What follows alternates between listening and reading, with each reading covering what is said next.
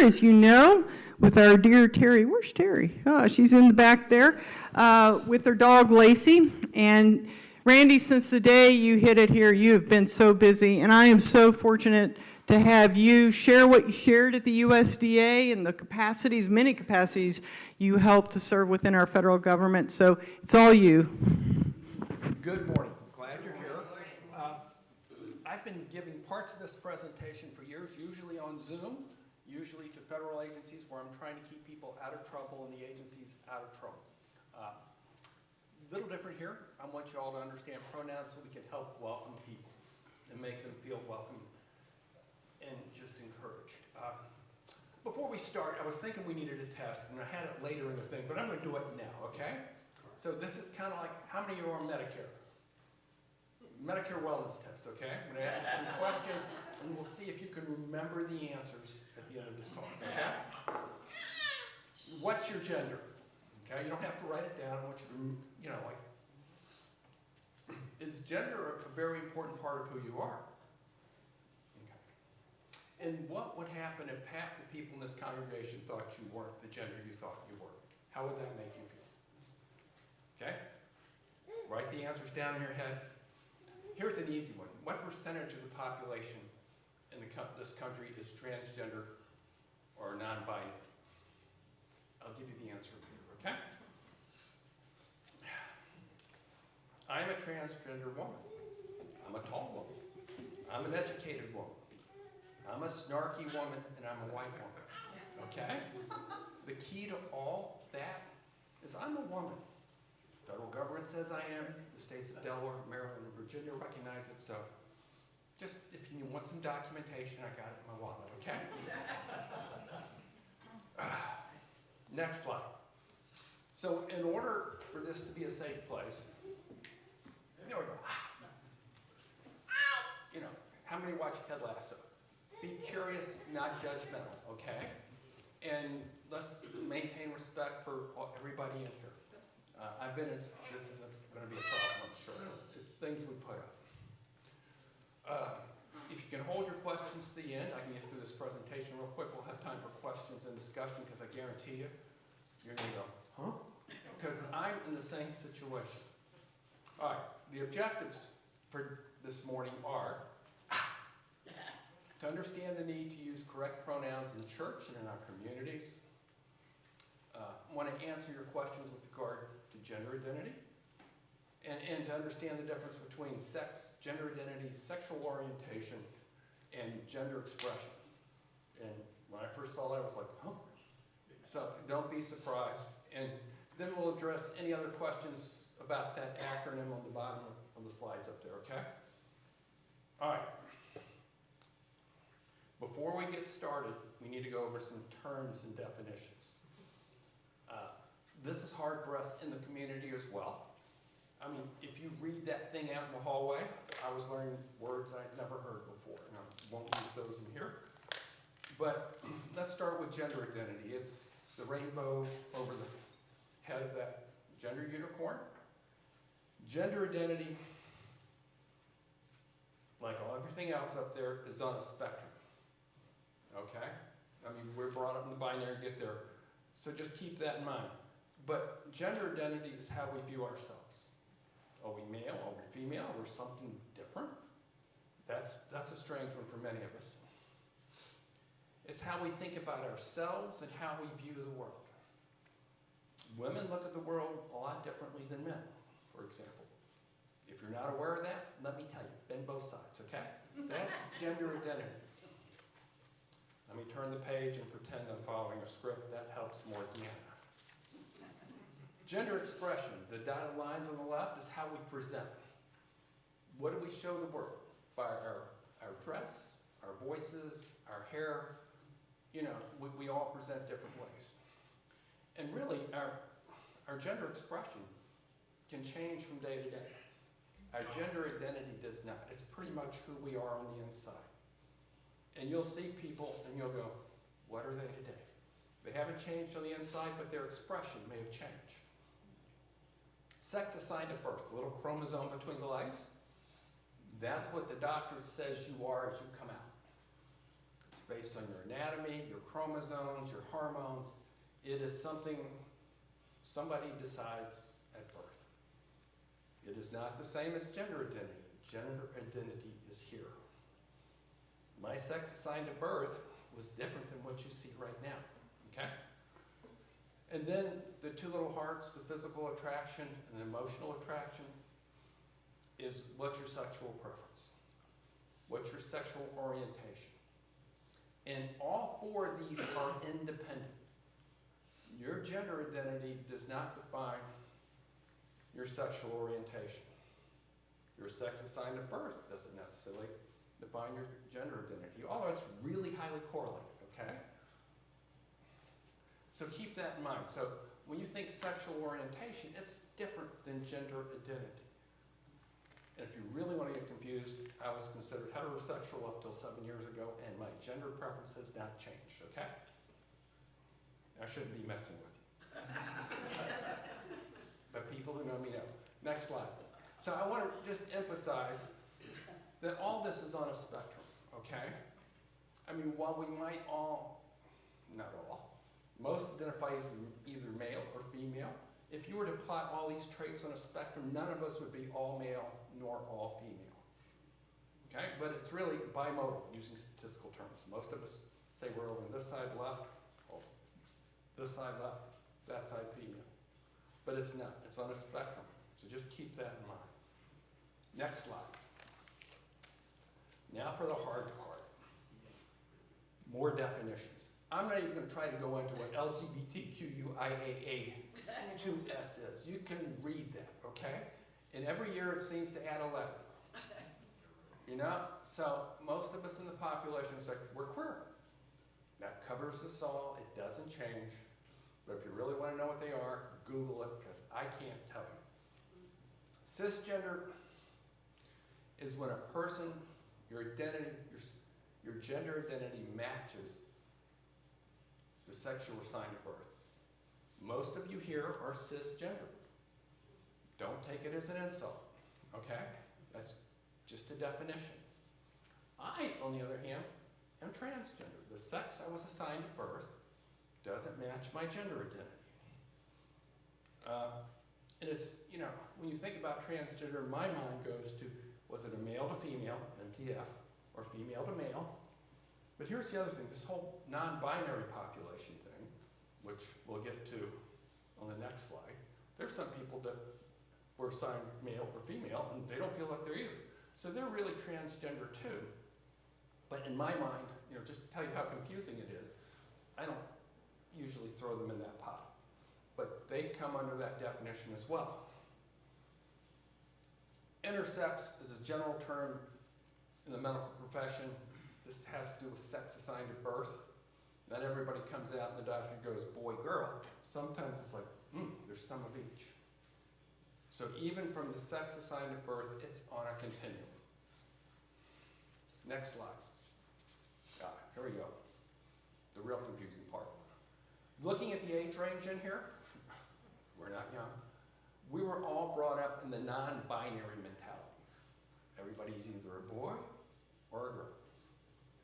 You look at a driver's license, male, female. Girls line up over here, boys line up over there. That's how we were brought up. Okay? That's a false construct. There are people, sex assigned at birth don't fit that. There are people in their gender identity up here that don't do that. They don't feel they're male or they're female. They're somewhere in the middle. Okay? So, it's hard to get out of that mindset, but you have to understand that mindset is wrong to understand the next words we're going to talk about. Non-binary is a person who doesn't identify exclusively as a male or female.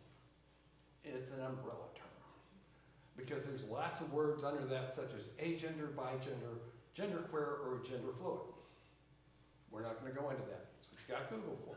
But I want you to understand that the world isn't binary.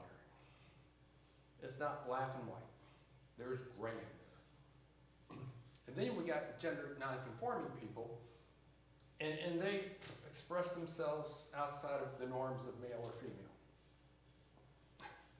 Sometimes they might look male, sometimes female, sometimes they look androgynous. And it's really none of our business how somebody wants to present. I mean, first time I saw it was like, huh? But they're expressing who they are at the moment. And that's fine. And once again, it's a big word that encompasses a lot of different things. Next slide. Gender dysphoria. Actually, that's a term in the Diagnostic and Statistical Manual for Mental Health Disorders, meaning DSM-5 for all you with backgrounds in medical. Basically, what this says is it's a psychological distress that results from an incongruence between one's sex assigned at birth and one's gender identity. Basically, what it boils down to is when you're expected to act and look like someone you know you're not, it messes you up. I present, as far back as I can remember, I've been female up here. My gender identity has been female. I presented male until 8 years ago. You know what a pain it is to try to be something you know you're not? And when you do that, it messes up all sorts of stuff. That's why you see people with psychological problems. Sometimes they can't function because they're trying to be somebody they're not. I mean, I'm not going to go into everything that can do, but it can mess you up. And here's the other thing. When I transitioned, I would have loved to have just said, hey, I'm going to pretend to be a cisgender woman. Okay? When I moved to Delaware, it's like, hey, maybe I can get away with it. But then you're living another lie. Then you're sitting here going, I really can't talk about my past in such a way that it's true. I was a father, not a mother. You know, some of my exploits are definitely male exploits, which don't make sense for a woman. And I'm talking about building things. I was a roofer, you know. Well, although they're women roofers, I don't want to get in trouble. I'm looking at Terry. But you know, I lived a male lifestyle, and to try to hide that would require me to essentially tell lies. And then I'd have to remember which lie I told it so-and-so to make sure that I stayed with that. And it was like, no, I give up. You get what you get, and I'll live with it. Dead naming. That's when you're calling somebody by the name they used before transition, their birth name. Basically, when you do that, I mean, it's almost like being derogatory to somebody. I'm going to call you by a name you don't like. Okay? Because they changed it because they didn't want it. Now, you can't dead name me because I just changed the Y to an I, and I'm good. Okay? But for most trans people, they change their name because Sally doesn't work yet well as a guy. A boy named Sue. We've all heard the song, okay? Misgendering, which is really why we're here and talking, is a word, and especially a pronoun or a form of address, that really misidentifies somebody's gender. When you call me him or he, or you want to address me as Mr. Johnson, I usually look at you and go, if you can't get it right, just call me Dr. Johnson, but we won't do that, okay? All right. So those are the technical terms, and we can ask more questions afterwards, or I'll send you to Google, one or the other. All right, next slide. All right, this was the test I gave you earlier. Do you remember your answer? Okay. What's your gender? Just so you know, who decides your gender? You do. God made me the way I am. I lived in fear, guilt, and shame most of my life. Like most people in the queer population, God, take this away from me. I don't want to be different. I want to blend in. And God never did. And finally, God spoke to me on a labyrinth walk, said, I made you that way. It is actually a gift. It was a talent. It's like God said, you know, you being transgender is a talent. I'm going, whoa, whoa, whoa, wait, what? No, it isn't. You mean like in the scripture? Yeah, it's a blessing. That's the way I made you. Blew me away. And that took away my guilt and my shame. Not my fear. We'll get to that later. Just for the numbers, I am a numbers person. 1 in 3 persons usually know someone who uses gender-neutral pronouns. And probably of those 1 in 3, 9 out of 10 have a hard time with it. More and more people are getting to know transgender people. Hey, y'all here, you've at least met one, okay? We have one running for Congress, Sarah McBride. So, I'm not going to get politics, but yeah. So, more and more people are getting to know, and hopefully we're breaking some of those stereotypes. I got the t-shirt at one Pride, I'm the scary trans woman you've been reading about. I decided not to wear that one today. But you know how that goes. All right, next slide. Pronouns really do matter. Now we're getting to the heart of the matter. They aren't an issue for most people because how we present matches the pronouns people assume we have. But pronouns reflects a person's gender, and using their personal pronouns is so important. It affirms them as a person they know they are. They feel they belong. They don't feel like they're an outsider. It's part of developing a supportive culture. So the reason we're doing this is if we get somebody in here who's gender nonconforming or trans, we want to make sure they feel included. We want to be more than just a welcoming church. We're glad you're here. Now, will you conform to my expectations? We want to be a supportive church. We want to be an affirming church, and that requires using somebody's proper pronouns. It validates my identity, and it encourages me to be authentic, okay? You're going to get that from me anyway because I'm not introverted, in case you haven't figured it out. Next slide. On the other hand, when you mispronounce somebody, it invalidates that person. It can be oppressive. I mean, even you cisgender folks, when you're misgendered, how's that make you feel? Okay? I don't know how many of you get that, but I've talked to women who are misgendered and it just bugs them as much as it bugs me. Cisgendered women, okay? Slide 12, next slide. Here's how it invalidates a person. It tells me I'm not who I am in your eyes. I think I'm a woman. I know I'm a woman, just saying. And when you don't acknowledge that, it says, your opinion doesn't matter. Who you are doesn't matter. And it also tells me, shoot, I failed. I've worked really hard to try to come across as a woman. Because honestly, I don't want to stand out, usually.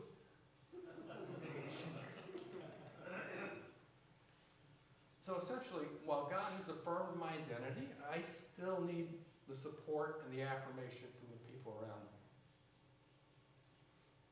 And also, it can put a trans person in danger. A transgender person is much more at risk of hate crimes than a cisgender person. Okay? If you're in public and you out somebody, all of a sudden they feel not only they don't respect me, I don't feel safe anymore. Okay? And look, I am a privileged trans person. I have a supportive partner. I have a supportive family. We won't go into my brothers, but I have supportive kids. I've been at churches that support me for who I am. My last church, Methodist Church, walked with me through transition. They let me co-lead a women's ministry. This is the kind of support that allowed me to be who I am. I'm spoiled. More importantly, my transition did not impact my income. I did not lose jobs like many of my friends did. Thank the federal government. I'm grateful every day. And probably even more important is I'm white. Okay? With that comes great privilege. If you look at Trans Day of Remembrance and look at all the people murdered for being just transgender, it's 90% plus people of color. I am spoiled. And y'all are part of me being spoiled. I just want to say that, okay? But understand that when you out somebody, you put them at risk. And that's just not me coming up with something. Can we have the next slide? Well, I didn't put the numbers up. This is a trans threat map put out by Erin in the morning. She has looked at over 400 bills put out by states last year and over 500 this year with anti-trans legislation. This is how you can legally belittle me and threaten me. These are laws that have some passed, some haven't. I will not go to Florida. I have family there. I have friends there. I can be thrown into jail for going to the bathroom, for using my driver's license, and the medical profession does not have to treat me. I'm not going to Florida, okay? That's why it's important we affirm people for who they are. Fortunately, Delaware is a nice color. You mess me up here, at least I'm not going to get thrown in prison, okay? Next slide. How many are familiar with Richard Rohr? I love Richard Rohr. He's challenged me in all sorts of ways. I was a good Southern Baptist, evangelical, conservative, and he just blew my mind away. I'm not anymore, by the way, but just... he had a quote about, if we can't accept people for who they are. And I think he was talking about being a child of God, but I decided I was going to take this quote and use it for this. If someone doesn't agree with who you are, it's going to be difficult to develop a relationship with that person. Be it personal, be it professional. If you and I can't agree on who I am, I'm not sure I want to deal with you, okay? Think of it this way. How many of you have been professionals at some point in your life, okay? And you're working with somebody in a professional status and they refuse to recognize your credentials. How much are you going to get done with that person? Not much, okay? So if you don't recognize a trans person for being who they are, they're going to go, there's not a lot, it's not worth the effort, okay? I'm not going to get anywhere.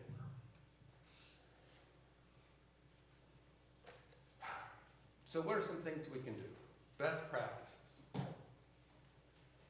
Name tags. Name tags. Put your pronouns on your name tag. You know why I want you to put pronouns on your name tags? Because if I put them on mine, and I'm trying to get people to recognize me for who I am, and I'm the only one with pronouns, what does that say? Ooh, what's wrong with her? Why does she have pronouns and nobody else does?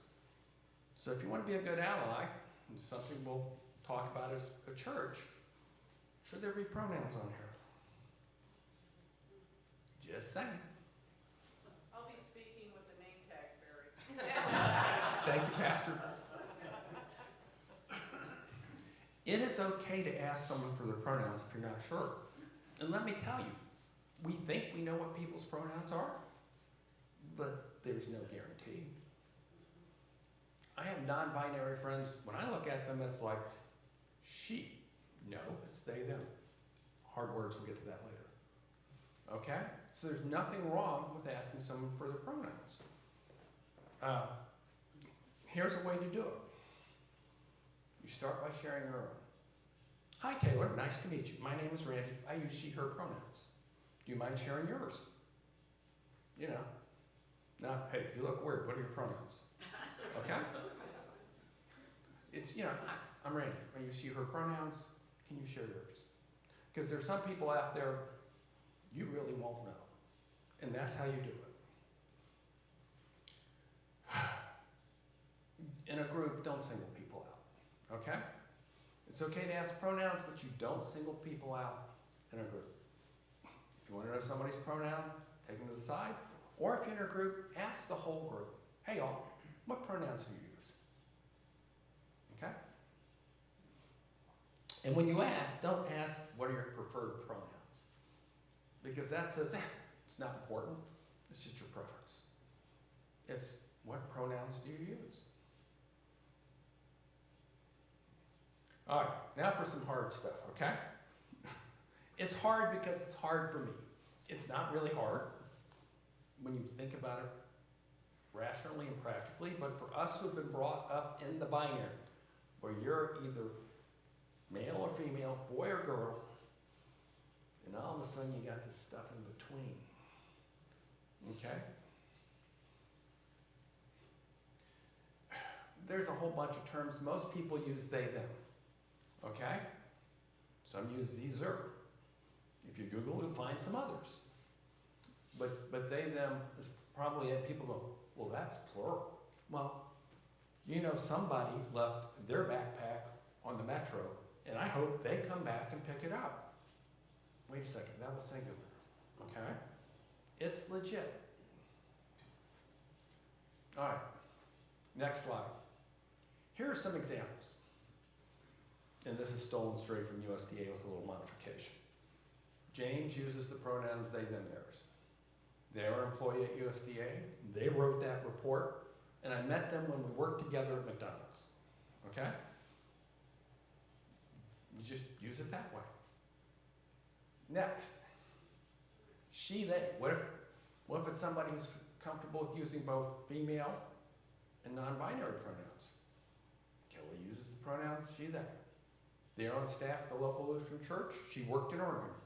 They love the outdoors, and her favorite outdoor activity is backpacking. Okay, that's weird. I've just used two different ones. It's fine. And then the sie, zer, which can really be confusing. Sie is an engineer, and zer expertise is biological and agricultural engineering. It takes work, it takes practice. It's nothing you drop into overnight. My non-binary friend, I mess up regularly, which means I have to sit down and just purposely go over and practice in my mind using they, them pronouns for that person. And probably most important is I have Terry going looking at me when I use the wrong one going, Randy. Okay? All right, next slide. When we make mistakes. Not if we make mistakes, when we make mistakes. I make mistakes and I feel terrible because I know what it does to me. Okay? But we do. First, acknowledge your mistake sincerely. Apologize, correct yourself quickly.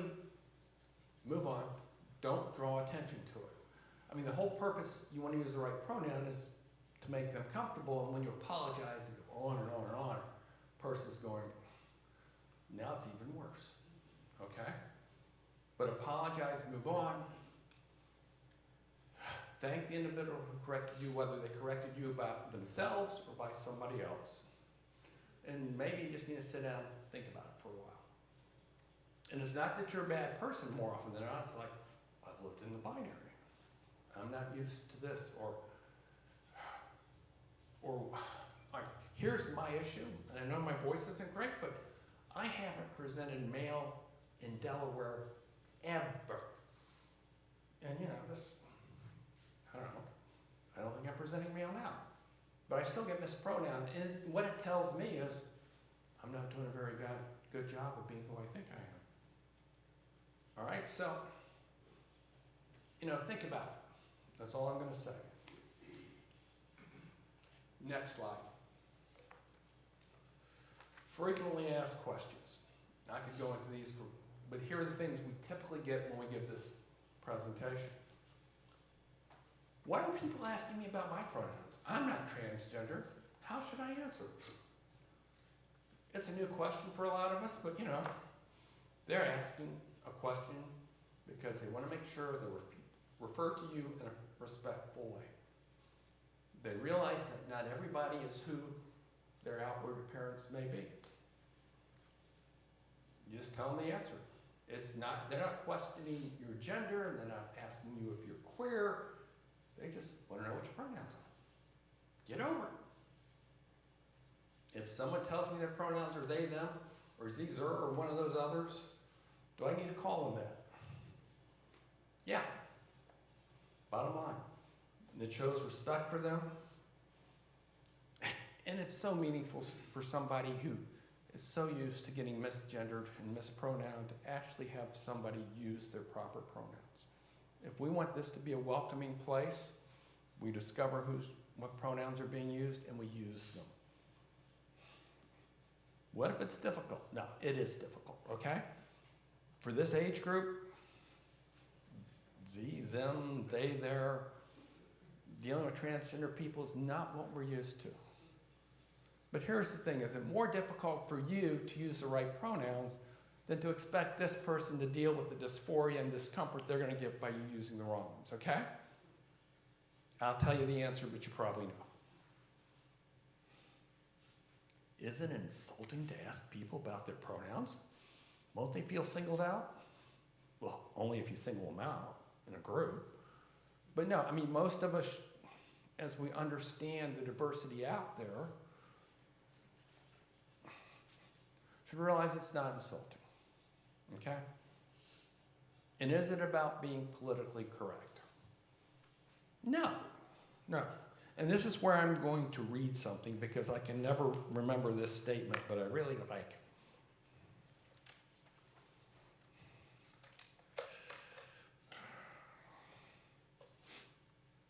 Regardless of what we call it, here's what linguistic inclusive, let's try again. Regardless of what we call it, this is what linguistic inclusivity is all about. Realizing that what we say has an effect on others and consciously choosing what kind of effect you want to have. Bottom line, that's the purpose of this talk. Understand that pronouns impact people. And understand that we're here to make them feel welcome and loved and affirmed.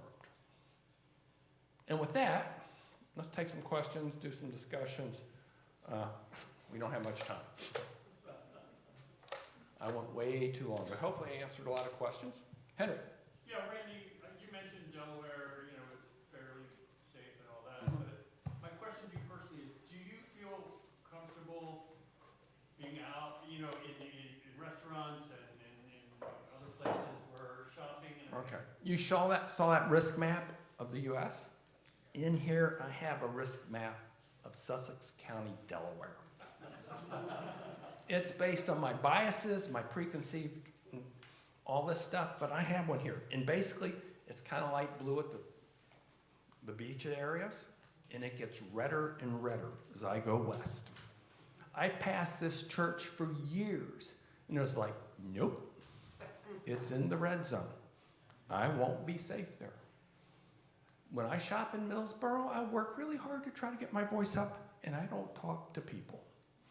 Because in my mind, I'm not saying it's true, but in my mind, I'm not as safe there as I am in my neighborhood where I know people know I'm trans and they accept me.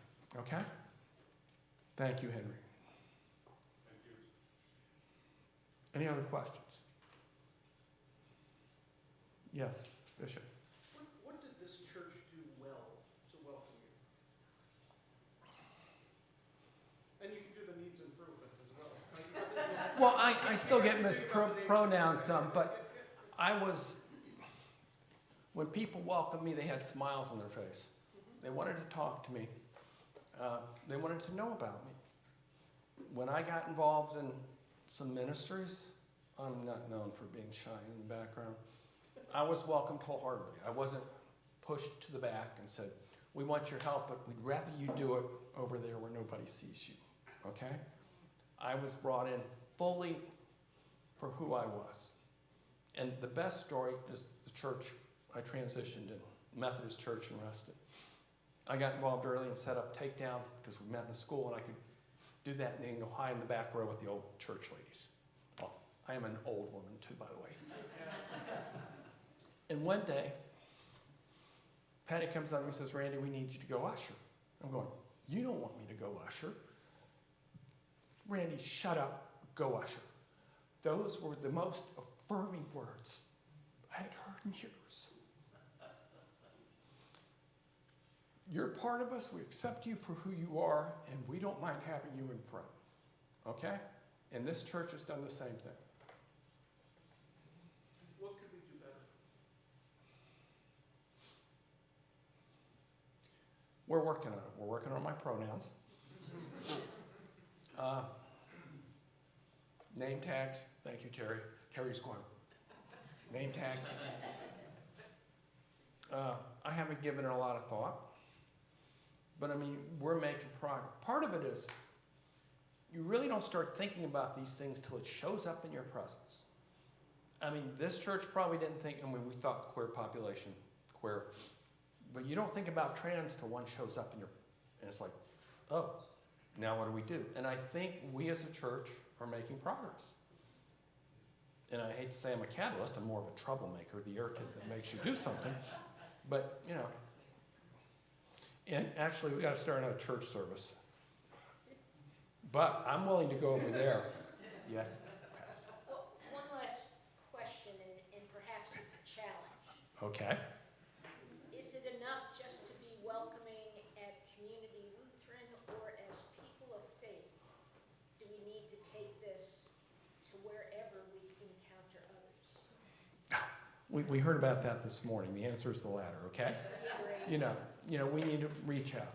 We need to love people, not in this church, but in this world. And the marginalized, I didn't go into this. We talk about diversity being important, how good it is. Let me tell you, this country has a history of liking uniformity. Marginalized groups have been persecuted in this country forever. We can go in the black community. Hey, the trans community, I never knew I was so important until recently when we, the country, had to make regulations against me that I could ruin the world, okay? We're in the spotlight now.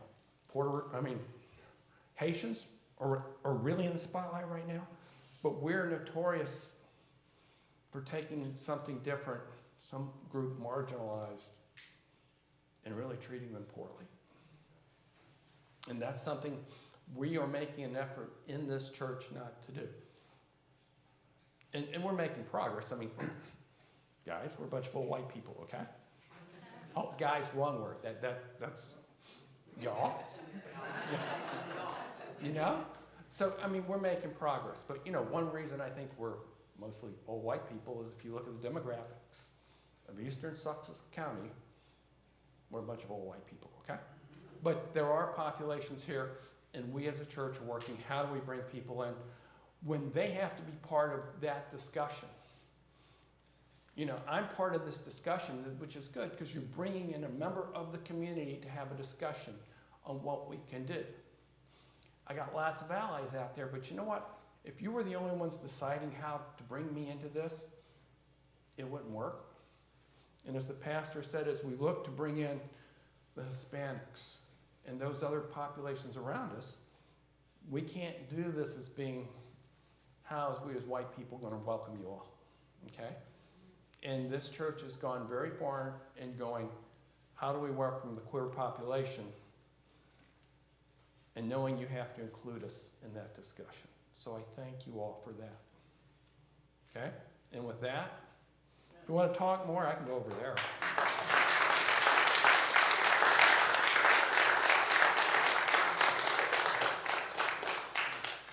I want to thank you. I want to thank you, Randy. You have been a blessing and a gift to me as a human. To a community of faith, you add every place you go. God has given you so many gifts, not just educating, but you are a person of grace. You practice it. You model it. And so thank you for making us richer, making me a better human and a better pastor. So thank you for being here.